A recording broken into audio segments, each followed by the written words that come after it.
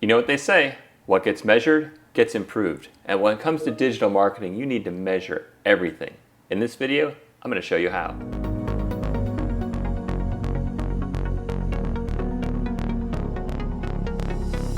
In prior videos, we've talked about the digital marketing elements: presence, leads, and nurture.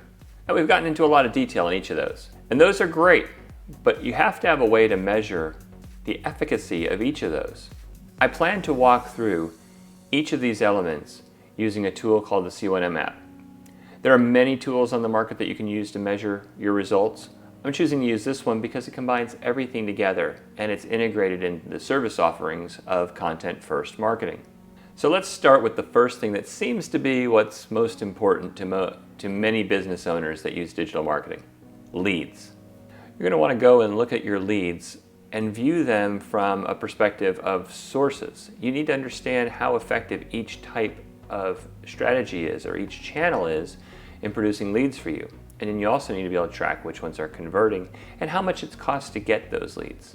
In the C1M app, I'm tracking leads that come in through phone calls and leads that come in through form fills. A form fill is when somebody goes on a website and they request more information, or maybe they request a download of something that you're offering for free. A form fill is an easy way to capture a lead. Now, the trickier way to capture a lead, and honestly the better way, is by tracking phone calls, inbound phone calls. And the best way to do that is to use call tracking and to record every call, and to combine these two lead sources in the dashboard so you can have calls and forms. In the C1M app, I can see that in the past month I've had 120 phone calls and 6 form fills. But then it breaks down further. Whenever we use different tools to capture a lead, we want to make sure that that is tracked, so that when somebody arrives to the website directly, they type in contentfirst.marketing, that's a direct access. But if they go to Google and do a search and they click on a link to our site, well, I want to know that too. I want to know if they came through Google Organic, or maybe they came through one of our Facebook ads or our email campaigns. These are all things that we want to know. And in the C1M app, I can then filter down the leads so that I can see how many came through email and when was that. And if they're phone calls, I can actually listen to the call and hear what the person had to say. Same with Facebook paid or Google Organic.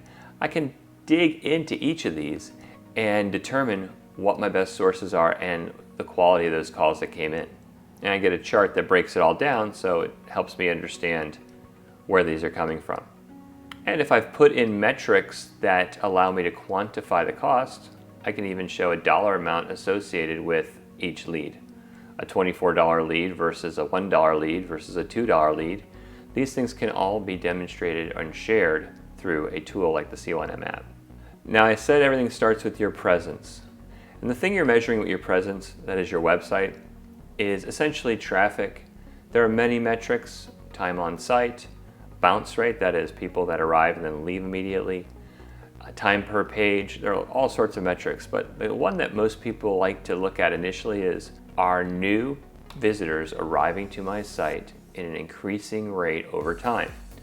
And that's viewed by just looking at the user traffic. Is my traffic growing over time? So we talked about your presence, we talked about your leads.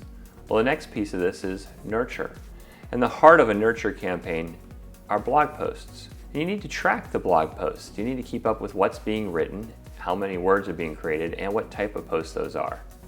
At a given time, I'm going to go and list the blog post that was created, and I'm going to list the state, because we have different statuses for blog posts, right?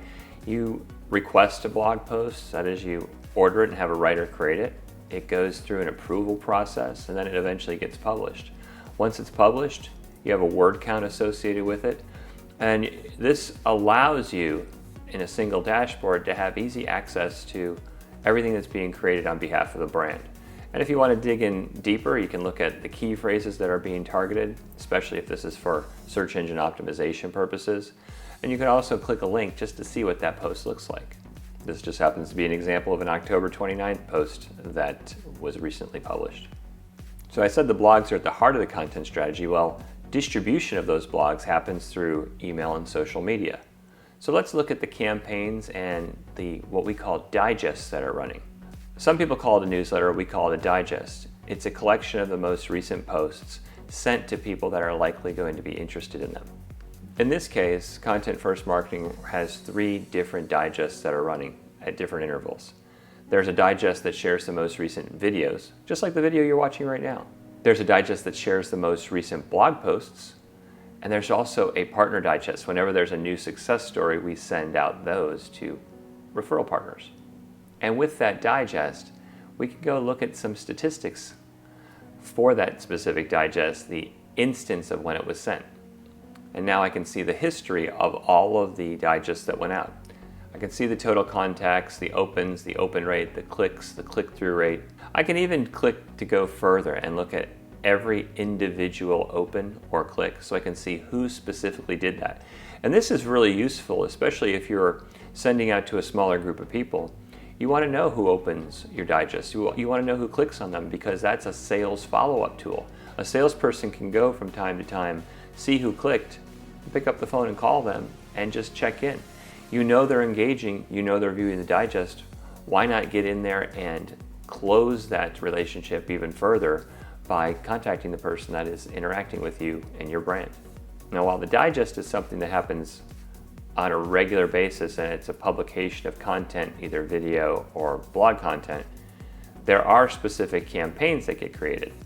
For example, if you're running a one-off campaign either for an event or just to share something useful, you'd go under the campaign section and you'd find the subject line of the campaign that's running when it went out. And you might choose to click on the view to see some statistics about that campaign. In this case, I just happen to be looking at one that ran last August, and 58 emails went out. It's not a very big campaign. 13 were opened, 1 was clicked. I get a story. I can see how effective my email campaigns are by just clicking in and mining in through them and having them all organized in one place. Well, I mentioned your content is distributed through email and social media. In social media, there is automation, but there's also something called community management. In the case of Content First Marketing, we have a schedule of different types of posts that go out on different days. When I look at community management on this C1M app, this tool for organizing it all, I can see the schedule. I can see, Motivation Mondays. On Thursdays, we look back at past posts. On Fridays, we post testimonials or positive things people are saying about us. This schedule allows us to understand what is being posted in the socially on our behalf. And it can go even further than that. If I go back up to my content section, we talked a bit about the blog side of it, but I can also look at when I'm posting socially. In this listing, you'll see there's a combination of blog posts and social posts. So we know when social posts are happening and how many are going out at any given time. Some cases with specific detail, in other cases more generally. Now, the last thing you want to measure is how your customers, clients, or patients feel about your brand. Are they happy with your services? Are they about to go somewhere else? We use the Net Promoter Score for that. Net Promoter Score is a simple question on a scale from 0 to 10, how likely are you to recommend us to a friend or family member? And the answer to that question is very telling. But as you accumulate that data, you build a picture about your brand and how well you're doing. This client has a Net Promoter Score of 79. That's a really good number. They're targeting 60, so they're well above it. That means their patients are really happy with the services being provided. But we take it a step further. On this screen, you can actually see all of the responses. So if you got a low response from somebody, this is an opportunity for you to contact them and ask them, hey, how's it going? How can we make things better for you? Net Promoter Score is a way to ensure that your brand continues to grow and improve. And since it's a metric, it's a number, you can tell at a glance if you are improving or if you're going downhill. And you can set goals and targets and work to achieve those. It's easy when you combine everything together to see how well your marketing efforts are working. You start with your presence. What's the traffic like on your site? Is it increasing over time? Then you look at your leads. Are your leads increasing? What are those lead sources? Are they calls? Are they form fills? Are they coming from Google, Facebook, direct? What is the source? And then are you nurturing those leads? Are you creating fresh content on a regular basis and sharing that through an email digest and through social media? Are you running additional email campaigns that engage people that are in your contact list? Your presence, your leads, your nurture, they all work together, and then you want to measure them. And then for your existing customer, clients, or patients, you want to take the pulse and figure out how happy they are using your Net Promoter Score. And you have it all in a single dashboard, making it really easy for you to get all that information. I hope this is helpful. I produce videos like this every week. If you have some other things that you would have liked to have seen here, maybe some things you prefer to measure, put it in the comments.